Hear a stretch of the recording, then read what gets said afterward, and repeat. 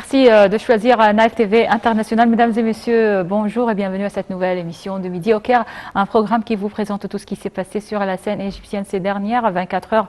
On va commencer donc par les activités présidentielles. Le président Abdel Fattah el-Sisi qui se dirige aujourd'hui vers la capitale hongroise, Budapest, pour participer au sommet des pays du groupe de Visegrad qui comprend la Hongrie, la Tchèque, la Slovaquie et la Pologne. Selon le porte-parole de la présidence, c'est la deuxième fois que l'Égypte participe à ce sommet, après une première en 2017, ce qui reflète l'intérêt des deux parties à renforcer leurs relations. Le sommet de Visegrad portera sur nombre de questions de très grande importance, avec à leur tête le rôle de l'Égypte au Moyen-Orient et la coopération dans les domaines de la lutte contre le terrorisme, l'immigration clandestine et l'énergie. Les participants au sommet devront de même examiner les moyens de booster leurs relations commerciales et d'investissement outre leurs relations touristiques, en plus des moyens susceptibles de relancer la coopération entre l'Égypte et l'Union européenne.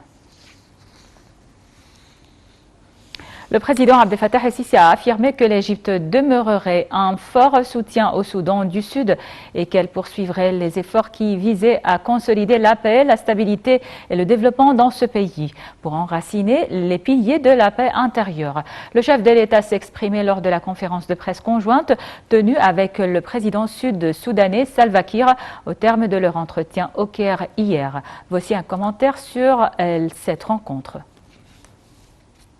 Le président Abdel Fattah el-Sisi a tenu une conférence de presse conjointe hier avec son homologue du Soudan du Sud, Salva Kiir, à l'issue de leur entretien au Caire, au cours de laquelle ont été évoquées les relations particulières entre l'Égypte et le Soudan du Sud, et qui connaissent à présent un essor remarquable. Lors de la conférence de presse, le président el-Sisi a affirmé avoir examiné avec son homologue sud-soudanais les résultats de la première session du Haut Comité conjoint tenue juillet 2021, ainsi que les accords qui ont été signés par les deux parties dans les domaines de développement, du commerce et de l'industrie. Le chef de l'État a également affirmé l'intérêt à accroître les investissements égyptiens au Soudan du Sud, ainsi que de raviver les projets égyptiens présents dans ce pays, tout en haussant le nombre des bourses éducatives présentées aux étudiants qui suivent des cours dans les universités égyptiennes, ainsi que de moderniser et de réhabiliter les centrales d'électricité au Soudan du Sud. Le président el-Sisi a poursuivi que l'Égypte demeurera un fort soutien au Soudan du Sud et que nous poursuivrons les efforts qui visent à consolider la paix, la stabilité et le développement dans ce pays pour enraciner les piliers de la paix intérieure. Le président el-Sisi a affirmé avoir discuté avec le président Salva Kiir du dossier des eaux du Nil dans le cadre de la coordination continue entre les deux pays. À cet égard, et au vu des dernières évolutions du dossier du barrage de la Renaissance. Le président el-Sisi a réitéré que parvenir à un accord contraignant à ce propos est impérieux, ajoutant que cet accord est nécessaire conformément aux résultats des réunions du Conseil de sécurité et de ses décisions, de sorte à renforcer la stabilité dans la région et d'ouvrir de nouveaux horizons de coopération entre les pays du bassin du Nil. Pour sa part, le président sud-soudanais Salva Kiir a souligné avoir convenu, avec le président el-Sisi, de poursuivre les consultations concernant maints dossiers régionaux et internationaux. Il a ajouté que le Premier ministre éthiopien avait parlé de la tenue de négociations avec le Front du Tigré au mois d'octobre, mais rien n'a été réalisé. Salva Kiir a de même évoqué ce qui se passe au Soudan et les troubles que ce pays connaît. Le président Abdel Fattah el-Sisi s'est également entretenu hier avec le chef de l'Assemblée nationale sud-coréenne au sujet des moyens de renforcer la coopération bilatérale dans les divers domaines. Le chef de l'État a affirmé l'engagement des deux pays à renforcer les relations dans tous les domaines et notamment l'augmentation des taux d'investissement coréens en Égypte et réviser les efforts déployés pour lutter contre la pandémie de coronavirus. Voici un commentaire. Le président Abdel Fattah el-Sisi a accueilli hier Park Byung-suk, président de l'Assemblée nationale de la République de Corée du Sud, en présence du conseiller Hanafi el-Gebeli, président de la Chambre de représentants, et de M. Jin Woo-kong, l'ambassadeur de la Corée du Sud au Caire. Le porte-parole de la présidence a déclaré que le président Al-Sisi a demandé de transmettre ses salutations au président sud-coréen Moon Jae-in, soulignant la fierté de l'Égypte des liens historiques unissant les deux pays amis, tout en louant les réalisations récentes des relations bilatérales conjointes, reflétant la profondeur et la sincérité de ces liens, renforcés par l'échange de visites de haut niveau entre les deux pays, notamment la visite du ministre coréen de la Défense au Caire en août dernier, ce qui a permis d'exploiter et d'explorer de larges perspectives de développement des relations bilatérales. De sa part, M. Park a transmis au président Al-Sisi les salutations de son homologue sud-coréen, soulignant la fierté de la Corée au niveau officiel et populaire de ses relations étroites avec l'Égypte, ainsi que son intérêt mutuel à renforcer les domaines de coopération bilatérale, notamment en ce qui concerne l'expansion des investissements coréens en Égypte, pour profiter de sa situation stratégique, pour se lancer sur les marchés d'Europe, d'Afrique et du Moyen-Orient.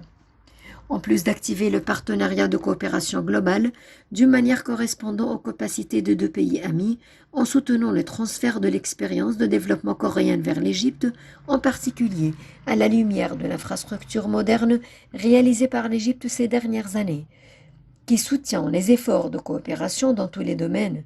Dans ce contexte, M. Park a salué la renaissance globale actuelle en Égypte, sous la direction du président Al-Sisi, dans le cadre de la stratégie de développement de l'Égypte 2030. Le porte-parole a ajouté que lors de la réunion, on a échangé le point de vue sur les développements les plus importants concernant les questions régionales et internationales d'intérêt commun, notamment les développements de la crise libyenne et de la cause palestinienne. Dans ce contexte, le président Al-Sisi a affirmé le soutien permanent de l'Égypte à tous les mécanismes qui garantissent la sécurité et la stabilité de la péninsule coréenne. Le chef du gouvernement, Mostafa Madbouli, a tenu hier une réunion au cours de laquelle il a examiné les moyens de faire face aux conséquences de la hausse mondiale du prix du carburant et des produits stratégiques sur le marché local. Madbouli a mis l'accent sur l'importance d'assurer la disponibilité des denrées de première nécessité et d'entreprendre les mesures nécessaires en vue de réduire au minimum l'impact de ces crises mondiales. Le ministre du Pétrole a de son côté passé en revue les mesures prises par son ministère afin d'affronter les circonstances actuelles. Le ministre de l'Agriculture a pour sa part passé aussi en revue les défis qu'affronte le secteur agricole, dont le changement climatique et la hausse du prix du carburant. Il a proposé la mise en place d'une vision encourageant les agriculteurs à augmenter la production des récoltes stratégiques. À la fin de la réunion, Madbouli s'est mis d'accord avec ses ministres sur un paquet de mesures à entreprendre pour affronter les conséquences de cette crise.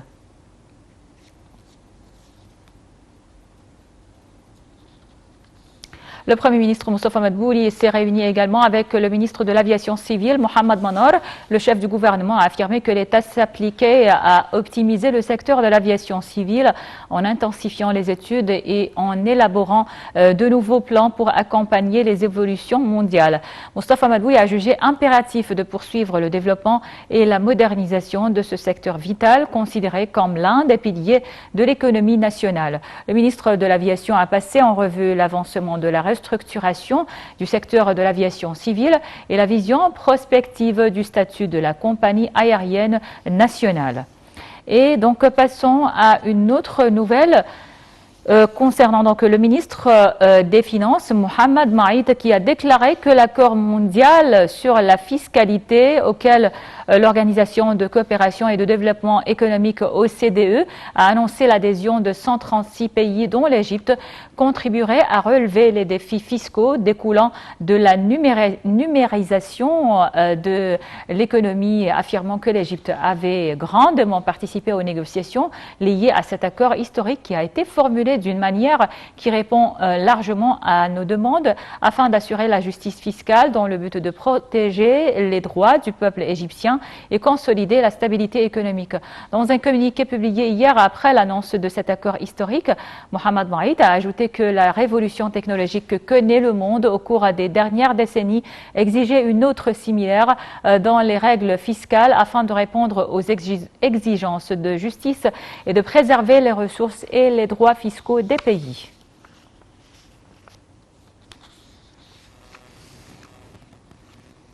La Banque mondiale et le réseau international de la concurrence ont annoncé l'octroi d'un prix honorifique à l'autorité pour la protection de la concurrence et la prévention des pratiques monopolistiques égyptiennes pour ces décisions qui ont soutenu les politiques concurrentielles lors de la crise de coronavirus. Toutes les décisions et initiatives lancées par l'autorité depuis la crise de coronavirus interviennent dans le cadre de stratégies de l'État égyptien et du gouvernement en vue de faire face aux retombées de cette crise et ses effets négatifs sur l'économie nationale, a indiqué Mahmoud Moumtaz, président de l'autorité pour la protection de la concurrence et la prévention des pratiques monopolistiques. Il a rappelé que l'organe avait reçu un soutien sans précédent ces dernières années grâce à la direction politique qui ordonne en permanence de lutter contre les pratiques nocives pour la concurrence et de créer un marché concurrentiel qui contribue à réaliser le développement global. Et passons au sport. Le bodybuilder Mamdouh Al-Sibai, appelé plus connu donc sous le nom de Big Ramy, a remporté le titre de Mr Olympia pour la deuxième année consécutive, ce qui représente donc un exploit historique en tant que premier Égyptien, Africain et Arabe à avoir concouru pour le championnat de culturisme le plus célèbre et le plus fort organisé à Orlando aux États-Unis avec la participation de 16 culturistes de différents pays. Mamdouh Al-Sibai, Big Ramy, âgé de 37 ans, est le vainqueur du titre de Mr Olympia en 2020.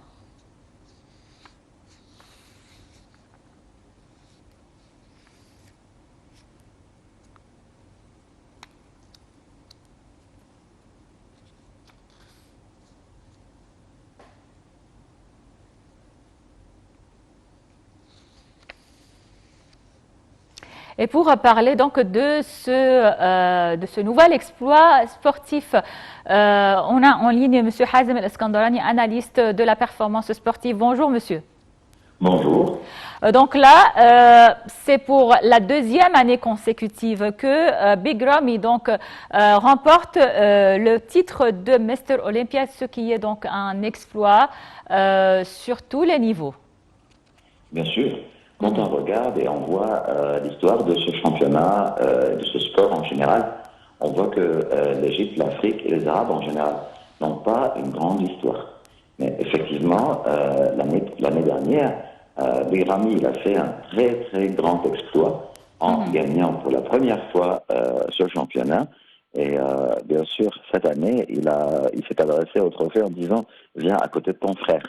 Justement, tout le monde a rigolé, juste parce que c'était pas si facile que ça. Quand on regarde un peu les adversaires qui étaient là avec une présence très importante, et on parle bien sûr du grand Brandon Curry, qui est un champion, un grand bodybuilder, qui sont confrontés pour la deuxième fois consécutive de la part de Big Ramy et gagné en plus.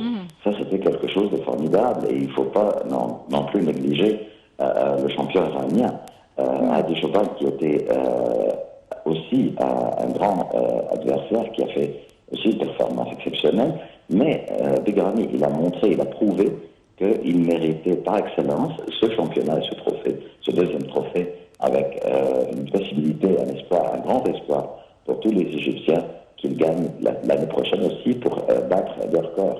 S'il arrive à le faire.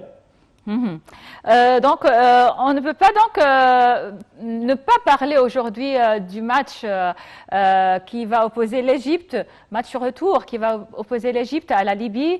Alors, quelles sont donc vos prévisions pour ce match retour et quelles sont quelle est votre analyse pour le match aller, la performance de l'équipe égyptienne? D'abord, pour le match aller, bien sûr, on avait des craintes, effectivement, parce que l'équipe nationale n'a pas joué assez. N'a pas joué assez de matchs amicaux. Donc, il fallait qu'il y ait le temps pour qu'ils puissent se préparer, à cause, bien sûr, de la saison qui était un peu troublée et des délais de match, effectivement.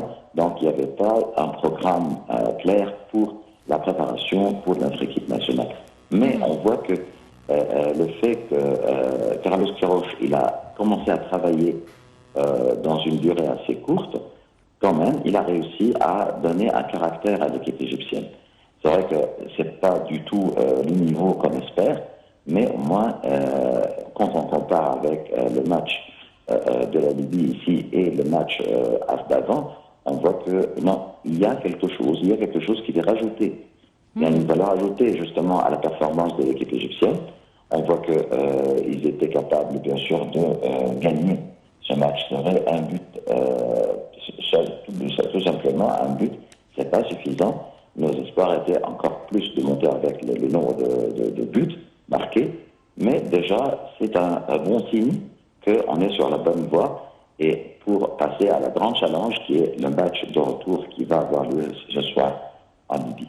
Donc, je pense que les 2 ou 3 jours qui sont passés ont permis à l'équipe égyptienne ou à leurs joueurs de se connaître mieux et de jouer harmonieusement. On voit aussi Omar Marmouche qui a marqué le but et qui a le but égyptien, et il a réussi à montrer ses dons et ses capacités sur le terrain. Il n'était pas du tout entre les favoris pour jouer, pour être entre les 11 joueurs qui commencent le match, mais lui, il a montré ses capacités. Je pense que soit Omar ou Mohamed Salah ou tous nos joueurs qui jouent aujourd'hui jouent avec un esprit différent, une volonté exceptionnelle. Beaucoup de gens étaient contre la décision d'éliminer Mohamed Magdi Sherif, Mohamed Sherif, les 2 stars de l'Ali de ce match. Mais justement... Oui, un mot pour clôturer. Quelle est votre prévision pour le résultat du match de ce soir? Je pense qu'on a de fortes chances de gagner, malgré les moyens que l'équipe libyenne possède. Mais je pense qu'on a la possibilité de gagner ce match, même si même on peut dire que l'égaliser avec la Libye sur son terrain, je pense que ce sera un mauvais résultat. On l'espère. Alors, Monsieur Hazem El-Eskandarani, analyste de la performance sportive, merci beaucoup pour toutes ces analyses. Donc, par ce, donc, on arrive à la fin de cette émission de Midi au Caire. Merci pour votre attention et passez une excellente journée avec la suite de nos programmes. Dans quelques instants, une nouvelle émission de Égypte à la une avec Jihan Nabil.